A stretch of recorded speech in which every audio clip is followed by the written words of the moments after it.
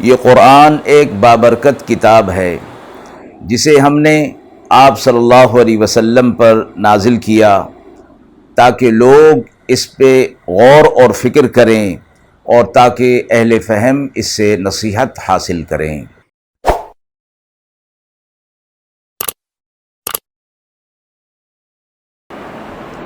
بسم اللہ الرحمن الرحیم۔ السلام علیکم ورحمۃ اللہ وبرکاتہ۔ ناظرین کرام، درس قرآن مجید کے آج کے اس پروگرام میں ہم سورۃ الانعام کی آیت نمبر 103 تا 107 کا ترجمہ اور تفسیر پیش کر رہے ہیں، اور آخر میں پوچھے گئے سوالات کے جوابات ہوں گے۔ اعوذ باللہ من الشیطان الرجیم،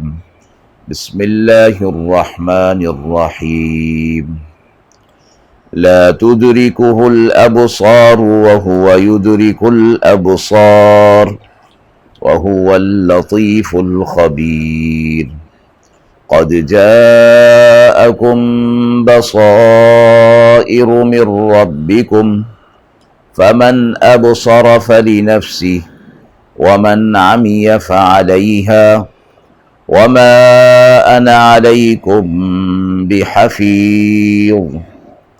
وَكَذَلِكَ نُصَرِّفُ الْآيَاتِ وَلِيَقُولُوا دَرَسْتَ وَلِنُبَيِّنَهُ لِقَوْمٍ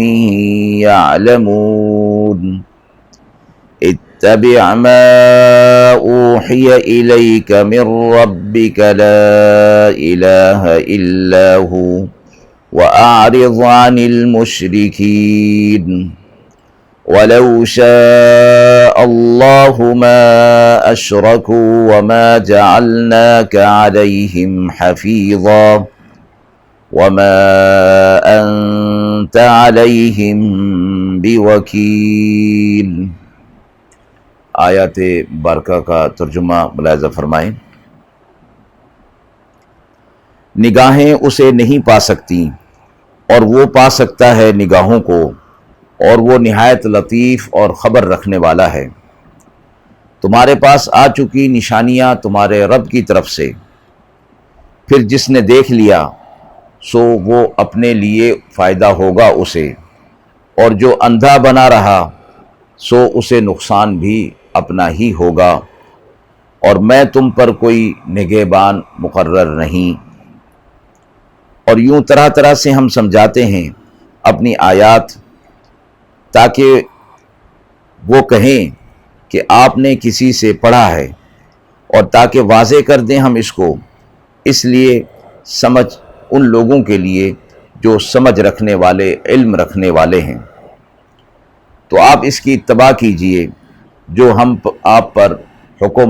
وحی کے طور پر نازل کرتے ہیں۔ کوئی معبود نہیں سوا اللہ کے،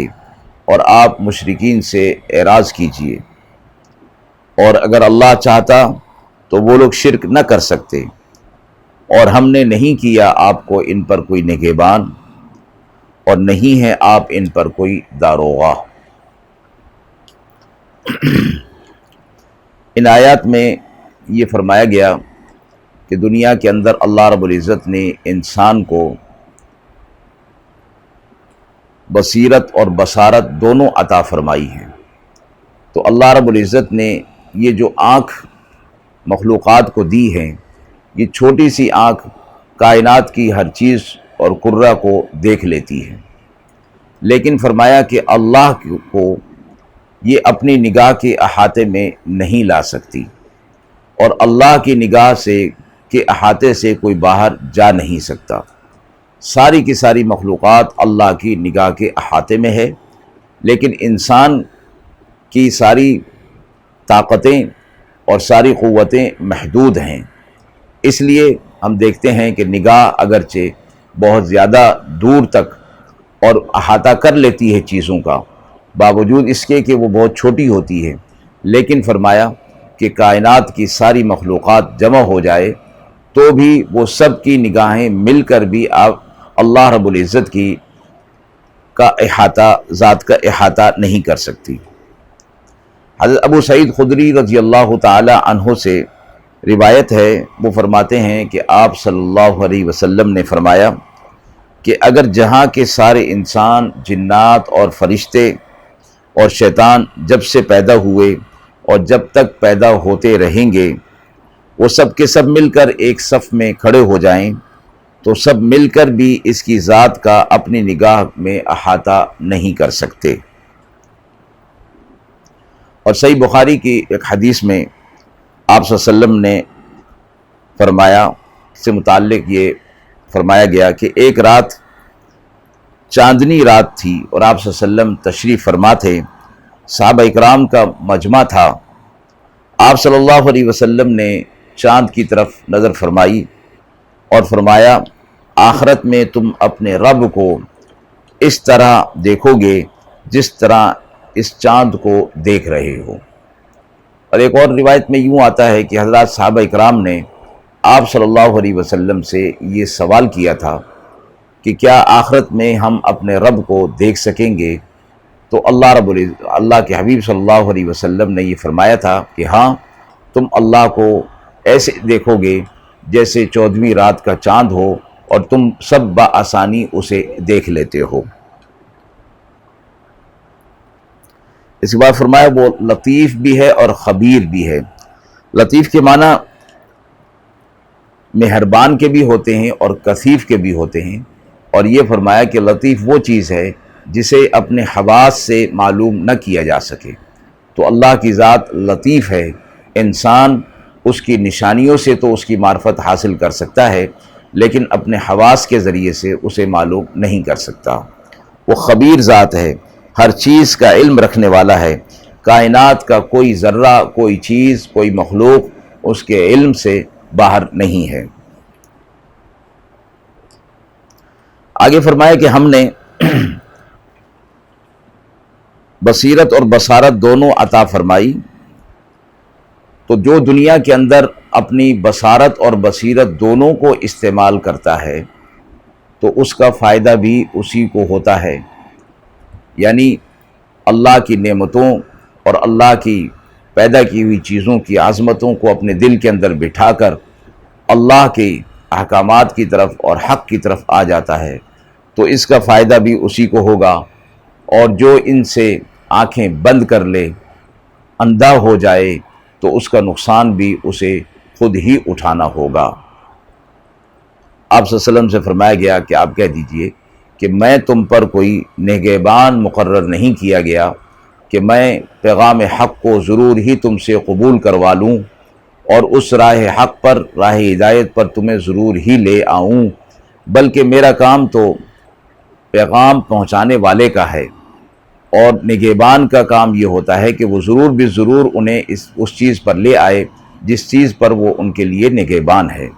تو آپ صلی اللہ علیہ وسلم کی حیثیت نگہبان کی نہیں بلکہ پیغمبر اور رسول کی ہے کہ پیغام پہنچا دینا ان کا کام ہے، اس کے بعد ماننا یا نہ ماننا، قبول کرنا یا نہ کرنا، یہ آپ صلی اللہ علیہ وسلم سے اس بارے میں مؤاخذہ نہیں ہوگا۔ آگے فرمایا کہ ہم اسی طرح آیات کو اور دلائل کو مختلف پہلوؤں سے عدل بدل کر پیش کرتے ہیں اور بیان کرتے ہیں تاکہ مختلف جو فہم والے لوگ ہیں وہ بھی سمجھ جائیں، اور مختلف مثالوں کے بدلنے سے بھی بات سمجھ میں آ جاتی ہے۔ اس کے بعد فرمایا وَلِيَقُولُوا دَرَسْتَ، یہ بھی کہ قرآن مجید اللہ رب العزت نے نازل کیا تو اس جیسا کلام، اس جیسی ایک صورت، ایک آیت بنانے پر بھی قادر کوئی نہ ہو سکا، تو اللہ کا یہ کھلا معجزہ ہے۔ تو فرمایا کہ جب آپ صلی اللہ علیہ وسلم یہ معجزہ انہیں پیش کر رہے تھے تو وہ یہ کہتے تھے کہ رسول اللہ صلی اللہ علیہ وسلم نے یہ کسی سے پڑھ لیا ہے، یہ کسی سے سیکھ لیا ہے، حالانکہ ایسی بات نہیں تھی۔ اور ہم آیات کو بیان کرتے ہیں ان لوگوں کے لیے جو اہل علم اور اہل عقل ہوا کرتے ہیں، جن کی سمجھ درست ہوتی ہے اور فہم ان کی سلیم ہوا کرتی ہے، اس لیے کہ ایسے لوگوں کے لیے یہ نشانیاں فائدے کا اور نفع کا باعث ہوا کرتی ہیں۔ لیکن جن کی فطرت سلیم نہ ہو، اور جن کی فہم درست نہ ہو وہ ایسی نشانیوں سے بھی کوئی نفع اور فائدہ نہیں اٹھاتے۔ آخری آیت میں فرمایا کہ اللہ کی مشیت اور حکمت، اگر اللہ یہ چاہتا کہ کوئی بھی شرک نہ کرتا اور سب کے سب ہدایت پر ہو جاتے تو یہ بھی ممکن تھا، لیکن اللہ رب العزت کی حکمت اور مشیت نے اس اختلاف کو دنیا کے اندر باقی رکھا اور لوگوں کے شعور اور ادراک اور ان کے اپنے ارادے پر اس بات کو چھوڑ دیا کہ وہ خود اپنی مرضی سے راہ حق کو اختیار کریں، اور اپنی مرضی سے جب راہ حق کو اختیار کریں گے تو پھر اللہ کی نعمتوں کے مستحق ہوں گے، اور اپنی ہی مرضی کو استعمال کرتے ہوئے راہ حق سے کو اختیار نہ کریں تو پھر اللہ کی طرف سے مواخذے کے مستحق ہو جائیں گے، اور اگر اللہ کی طرف سے جبر ہو تو پھر ثواب اور عذاب کوئی معنی نہیں رکھتا۔ اس لیے اللہ کی یہ حکمت ہے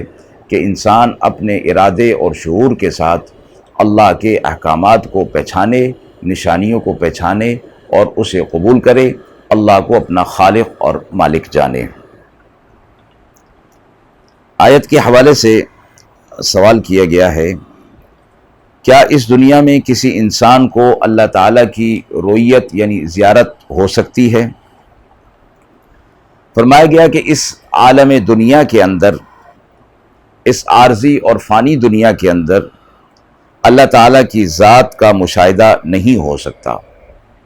حضرت موسیٰ علیہ السلام جب کوہ طور پر تشریف لے گئے تو انہوں نے فرمایا کہ ربی ارینی، اے میرے رب مجھے اپنی زیارت کروا دیجیے، تو اللہ نے فرمایا تھا لن ترانی، آپ ہرگز مجھے نہیں دیکھ سکتے۔ موسیٰ علیہ السلام کو جب یہ جواب دیا گیا تو پھر کسی اور جن و بشر کی کیا مجال ہو سکتی ہے؟ البتہ آخرت میں قرآن و حدیث کی روایات سے یہ ثابت ہے کہ اللہ رب العزت کی رؤیت یعنی زیارت اہل ایمان کو ہوگی، اور جیسے کہ ترجمہ کے اندر گزر چکا، صحابہ کرام نے پوچھا تھا تو آپ سے فرمایا کہ تم ایسے دیکھو گے جیسے کہ 14ویں رات کے چاند کو دیکھتے ہو۔ رسول اللہ صلی اللہ علیہ وسلم کو شب معراج میں آپ کو اللہ تبارک و تعالیٰ کی جو زیارت ہوئی وہ در حقیقت دنیا کی زیارت نہیں بلکہ عالم آخرت ہی کی زیارت تھی۔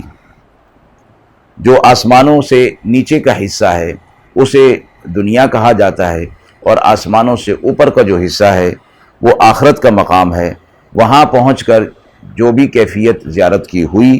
اس کو دنیا کی زیارت نہیں کہا جا سکتا۔